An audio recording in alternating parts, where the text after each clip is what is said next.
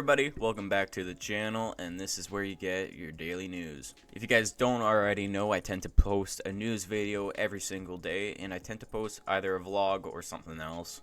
Now, I don't want to make this intro too long, because I tend to do them in the past long, because I keep talking, so I gotta stop talking so much.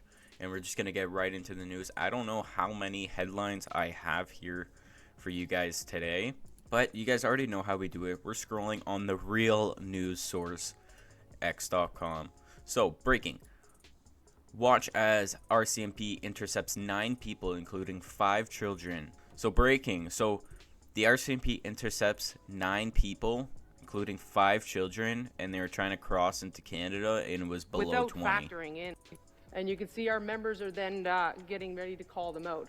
I'll also note that when our members did approach these individuals, that they were not prepared for the Canadian weather. They did not have hats, gloves, mitts, or anything that we would normally see in a Canadian winter people wearing. I will note in all the incidents that I scribed today, both in Manitoba and Alberta, the weather was incredibly cold and ranging from -20 to -30 degrees Celsius without factoring in the wind chill factor. I mean, they probably don't know how truly cold Canada is. Like, I swear to God, once they realize that winter is not what they see, like, in movies, and it's not what they see, like, in videos where people are all happy about it, nobody likes winter. There's just probably, like 4% of our Canadian population that likes winter. And if you're part of the 4%, I'm sorry. I don't think we can be friends, me and you. Alright? I like to be hot. And I like to have the sun shining down on my pale ass skin. Not the opposite. I don't like snowflakes and cloudy weather. Moving on. Hopefully those people are okay now. But if they're crossing illegally, they should be sent back. Watch. Mark Carney declares a state of crisis in Canada and says government has the ability through extraordinary powers to manage a crisis Donald Trump caused. There's no crisis. Trump didn't cause a crisis. In fact, he's actually preventing a crisis. He's trying to secure our borders. Any shape. In recent weeks, the U.S. has called into question our decades-long relationship of cooperation. While I welcome the temporary suspension of U.S. tariffs and very much welcome the joint plan to address the scourge of fentanyl, recent events have been a wake-up call for Canadians. This proud country will never be part of the United States in any shape or form. What do you mean never? Any shape or form? The government They're already of Canada a trading has partners. extraordinary powers at its disposal today to respond to a national crisis. And Donald Trump's aggression against Canadian livelihoods and workers constitutes just such a crisis. Now, What? the one thing I've learned... What did he do? He told us to secure our borders and stop illegal fentanyl from coming in. Why is all the blame on him? Like, it's not a national emergency. Our borders are a national emergency, not him. over the many years of managing crises is that plan beats no plan. Plans create focus, discipline, and the energy that major changes a crisis demands. And make no mistake, we are in a crisis. While America attempts to turn back the clock, Canadians will build sustainability for future. Alright, that's enough of that. I can't watch the other 15 seconds. This guy, I don't know, like, I just see Trudeau, like, I just see somebody that has, like, a hollowed inside, like a hollow inside. Like, I don't see a real man there. Like, I just see a hollow figure. A hollow figure I see. This guy, I retweeted this because, boys, this is the guy from, oh my god, what's that TV show? Grown Ups. This is the guy from Grown Ups. He said, hear this, Elon Musk. Elon Musk, I have this to say to you on behalf of the American people. Thank you. Thank you so much. It's been incredible. We really appreciate it. Keep going. You can do it. Elon. There we have it. He's thanking Elon. Or he probably got a lot of support for this, yeah. That's a lot. Look at all these. This is all love. This is all love. Usually, let's be real. Usually, you don't see that on X. Something big is going to happen. Trump tweets this at 5 a.m. Trump never sleeps. To get the entire fake news media and Democrats foaming at the mouth all day. Meanwhile, he does something impactful over there while they're not looking. I'm about to read this all out to you guys, so if you guys don't mind, like the video. Please, for my voice. The Gaza Strip will be turned over to the United States by Israel at the conclusion of fighting. The Palestinians people, like Chuck Schumer, would have already been resettled in a far safer and more beautiful communities with new and modern homes. In the region, they would actually have a chance to be happy, safe, and free. The U.S., working with the great development teams from all over the world, would slowly and carefully begin the construction that would become one of the greatest, most spectacular developments of its kind on Earth. No soldiers by the U.S. would be needed. Stability for the region would reign. Wow. That's like, it sounds... So I was upstairs yesterday, and basically my father made sausages for supper, and he had the TV news on, and it was CBC News, and they were quoting Trump, and they were saying Trump wants to displace all the Palestinians and basically rule over the Gaza Strip. And that's how their headline was. And I hate how they word things, because it makes it sound so bad and they don't actually explain it. CBC News is paid Democratic propaganda. Let's check this out. Trump was off. Trump posted a lot. CBS, and 60 Minutes defrauded the public by doing something which has never to this extent been seen before. They 100% removed Kamala's horrible election hanging answers to question and replace them with completely different and far better answers taken from another part of the interview.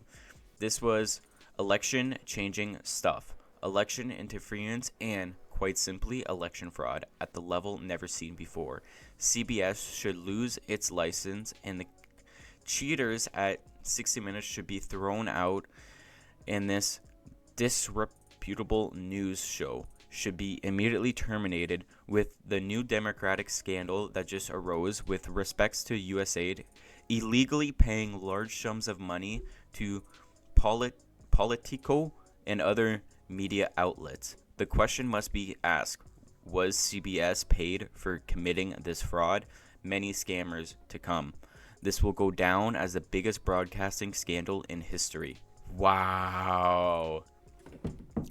I ain't know about you guys, but if the president of the United States, the most powerful man, is tweeting this out, and I was an employee or somebody connected to CBS or 60 Minutes or any of these news outlets, I would be literally terrified. I'd be like, okay, this is it. Like, time to turn myself in.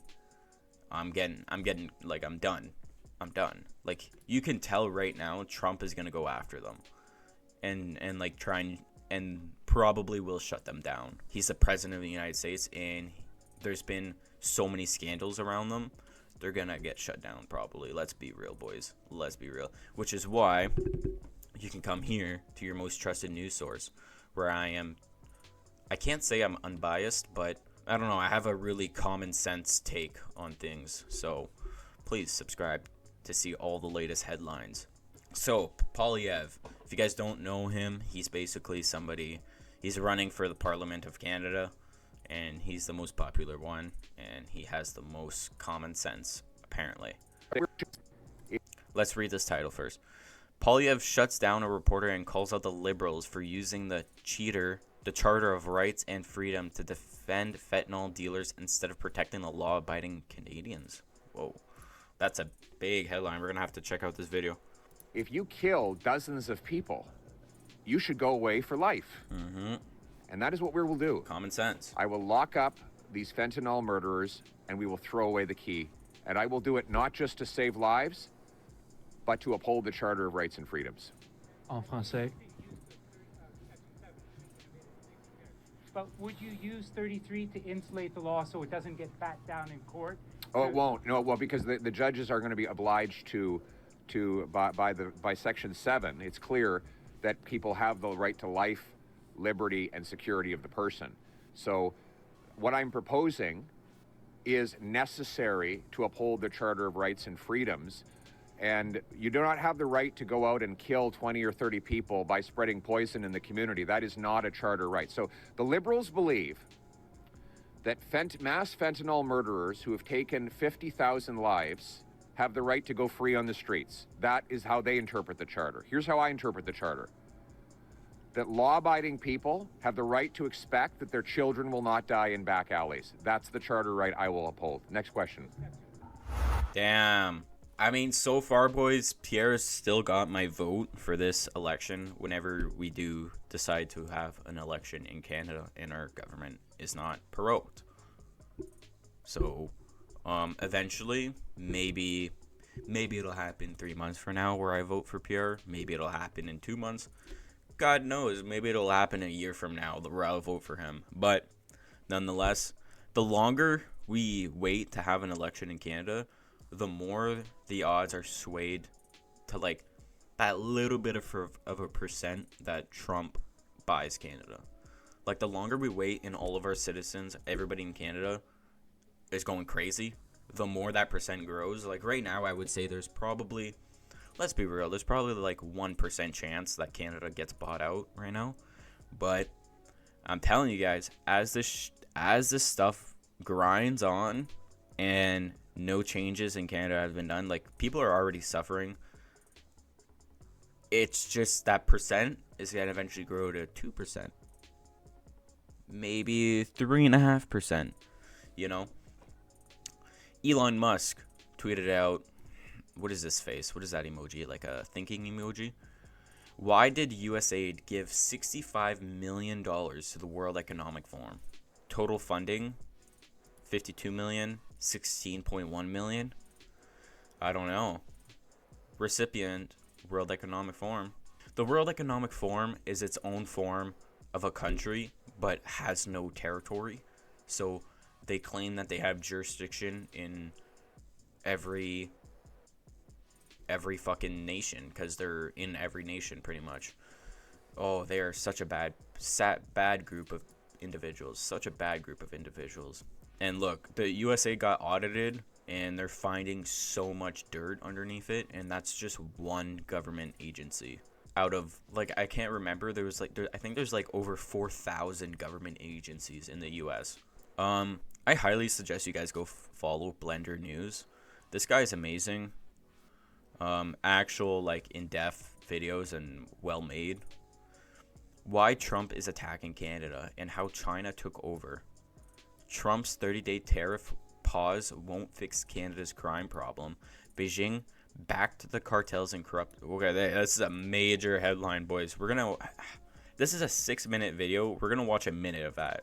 Like, we're gonna watch only a minute of this. Donald Trump has paused his threat of tariffs against Canada for 30 days, on the condition that Trudeau cracks down on illegal migration and crime facilitated through Canada by securing the border. But here's why Trudeau won't do it, and why the American-Canadian relationship will likely continue to deteriorate. To understand why Trump sees Canada as a security threat, we need to look at how Canada has become a hub for organized crime, money laundering, and drug trafficking, much of it enabled by our own government. The Chinese Communist Party and the Triads have turned Canada into a laundromat for criminal cash through what's known as the Vancouver model. Here's how it works. A wealthy businessman in China wants to get his money out of the country and protect it from the CCP's control. He makes a deal with organized criminals in China, handing over his money to the Triads. He then flies to Vancouver, where the Triads, deeply embedded in Canada, hand him a hockey bag full of cash. He walks into one of Canada's government-run casinos, buys chips with the criminal money, plays a few hands, then cashes out, walking away with clean, untraceable Canadian dollars. More often than not, that laundered cash gets parked in Canadian real estate, driving up the housing crisis while apartments... we're gonna end it off there. I told you guys a minute. I watched a minute and 20. This video is highly packed with a lot of information and facts with headlines and stuff. So if you guys really want to go watch it, go check out Blender News. Like I told you guys before, this guy's incredible. He's very, very, very smart and educational. So I would say he probably does an even better job of me. Probably does a better job than me reporting news to you guys. But I mean, this is how news channels start. Like, they start at the bottom. Like, my fucking news videos get like 1 view, and it's probably from myself. So this is how, like, this is literally just part of the grind. Like, this is how I get started. Like, he started the same way that I started, probably posting with 1 view and stuff like that, until he's able to afford help, right? And expand your operation. Eventually I'll be able to do that. Breaking: America's new Secretary of Energy just exposed the entire climate scam. Robbing you. You know, people who are driving policy, the media, politicians, they've never bothered to learn anything about climate change, and they don't seem to appreciate at all that the cost and affordability of energy is simply intimate to human well-being. It always has, everywhere and always. So these two ignorances about the importance of energy and about real facts about climate change are driving just a massively destructive movement. Not just destructive to the economic well-being of humans, but I speak in schools, it's turning people away from science, and I mean science, this process of questioning and challenging, not the science, this sort of top-down, mandates that justify what people want to do anyway, that has nothing to do with climate change. And how has it gone so far? So we're 20 years, $2 trillion of subsidies. In the year 2000, the world got 86% of its total primary energy from fossil fuels. So last year, in 2020, that 86% plunged all the way down to 84%. Wow. So calling this an energy transition, and everyone in my industry does that. The investment banks, the companies, you're supposed to write an ESG report apologizing that you're in our industry and how you're gonna get out someday and your energy transition strategy. Well, the low-hanging fruit is the start. That's the electricity sector in rich countries. If 20 years and that much money drove us from 86 to 84, that's not an energy transition at all. So, did he say 2000? So it took 24 years to go down to 2% on our fossil fuel use? I don't know about you guys, but that seems pretty freaking bad to me. 2%? That's nothing. Yeah, everybody, that was all the news headlines I have for you guys today. Like I said before, I try and keep you guys in the loop of all the important affairs. Heck, maybe I should become the new Drama Alert. I used to watch Drama Alert back in the day. Maybe I should become the new Drama Alert.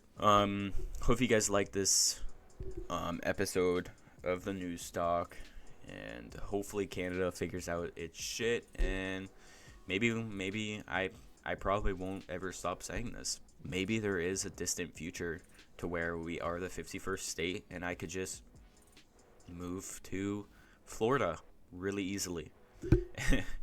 Anyways, boys, have a great rest of your day. Love you guys. See you guys. Peace.